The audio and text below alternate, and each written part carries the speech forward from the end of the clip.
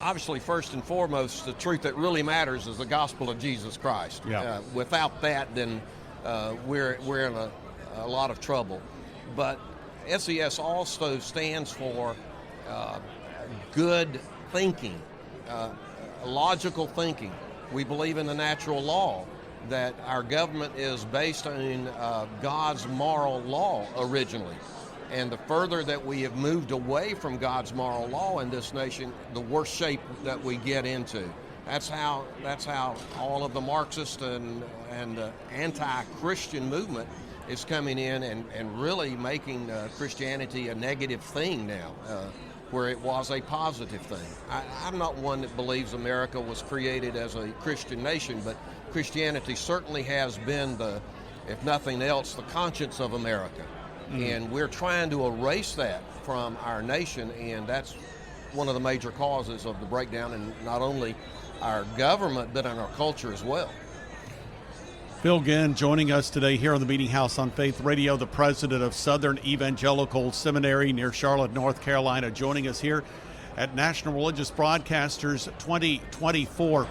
Truth that matters, being really grounded. I think about that phrase, being rooted and grounded Absolutely. In the knowledge of God. And in these days where there's so much, like I say, chaos and confusion, it's important that we have a sense of that truth upon which we can build our lives. Because people don't know these days what's true, do they? Particularly our young people. Yeah. That's where my heart is with young people. I don't know how old you are, Bob. I'm 70 years old. I don't have a lot of time left on this earth. If you look at statistics, I'm not Methuselah. I'm not going to live for hundreds of years. And so what happens to me is really inconsequential in the greater scheme of things. But I'm worried about my children and my grandchildren and everybody else's grandchildren. What world are they going to face? And they're trying to stand now on ground that is shifting underneath their feet. They have no solid place to stand. And it's just like you said, I think it's Ephesians 5 that says, my prayer is that you go down deep into the soil of God's marvelous love. And that's what we want to do at Truth That Matters. We want to plant these young people, particularly deep into the soil of God's love, so that they will have weapons and ammunition to fight off all of the atrocities that are coming from their culture.